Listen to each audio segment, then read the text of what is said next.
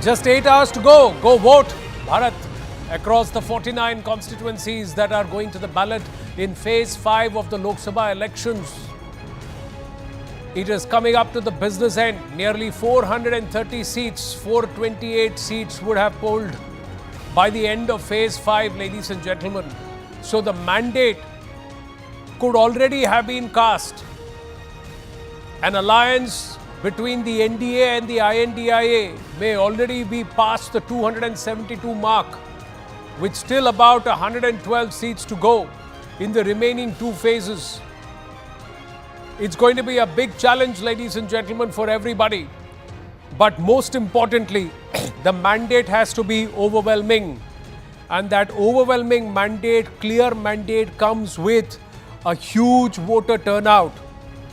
A vote share from a higher voter turnout is far more credible than vote share or victory from a lower voter turnout. This is applicable largely to the urban constituencies, the metropolitan constituencies. Mumbai specifically must come out and vote in a greater number than it did in 2019. But let's focus on Uttar Pradesh too. 14 constituencies out of 80. Between UP and Maharashtra, these two states this time around can set the mandate in stone.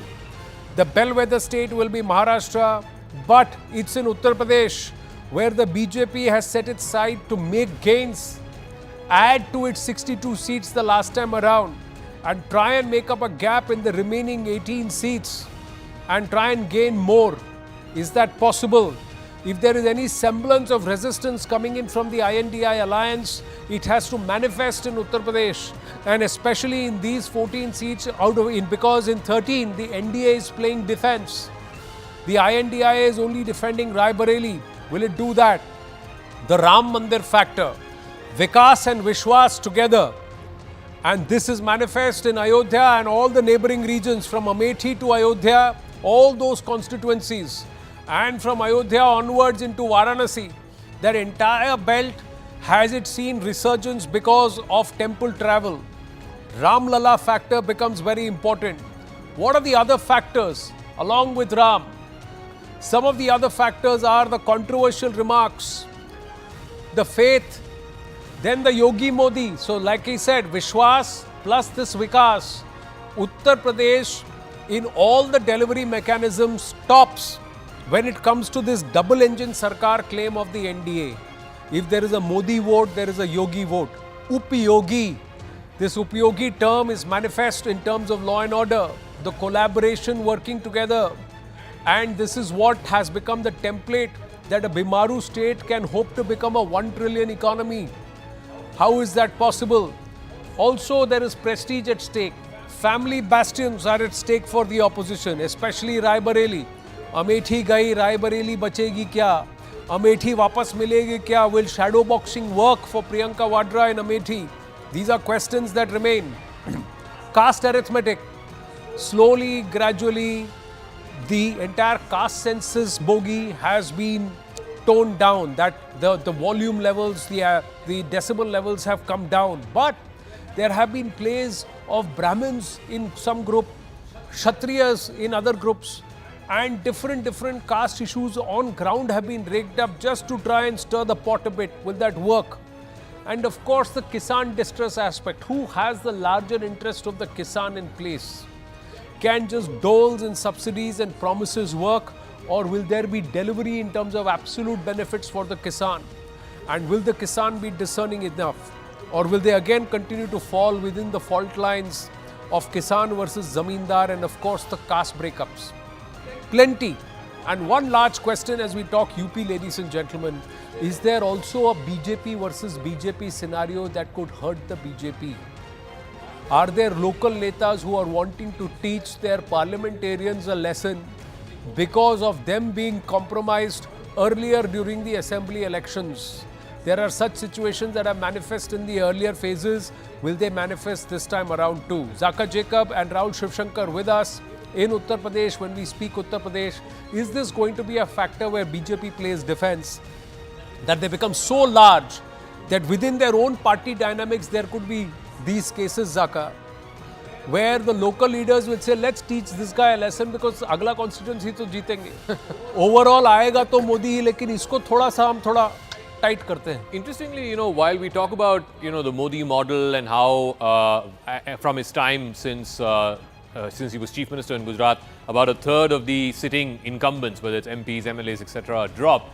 Interestingly, in Uttar Pradesh, a large number of the sitting MPs have been repeated by the BJP. The comfort zone that the BJP has as far as UP is concerned, we'll talk about this phase in just 1 second, is that out of the 62 seats, 40 seats out of 62 that the BJP won last time, they won by over 50% votes. They won by over 2.5 lakh margins. So which means that if they're going to come down, if there is anti-incumbency, as Anand was saying, maybe not at the national level, maybe not against the Prime Minister, but certainly if it is there at the local level, मुझे अपने विधायक को सबक सिखाना है, अपने संसद को सबक सिखाना है. If that sentiment is there, then the comfort zone that the BJP has in at least 40 out of those 62 seats is the margin is so high, how much can you fall by? So that's the critical question for the BJP. Let's look at this phase. Like we've been saying, a battle of personalities. The big one, of course, is in Rai Bareli. Rahul Gandhi deciding to fight from his mother's seat. In fact, interestingly, in 2004, when Rahul Gandhi made his electoral debut, Sonia Gandhi then shifted her seat from Amethi to Rai Bareli. It was the seat of the late Indira Gandhi. And of course, she has been winning from Rai Bareli since 2004. And then, of course, in 2024, she gave up that seat for Rahul Gandhi to fight. He's taking on Dinesh Pratap Singh of the BJP, who has been a corporator there. He's been working on the ground there in Rai Bareli. Is that enough to defeat Rahul Gandhi? Then, of course, the neighbouring seat. And the reason why we're talking about Rai Bareli is because of what has happened in Amethi.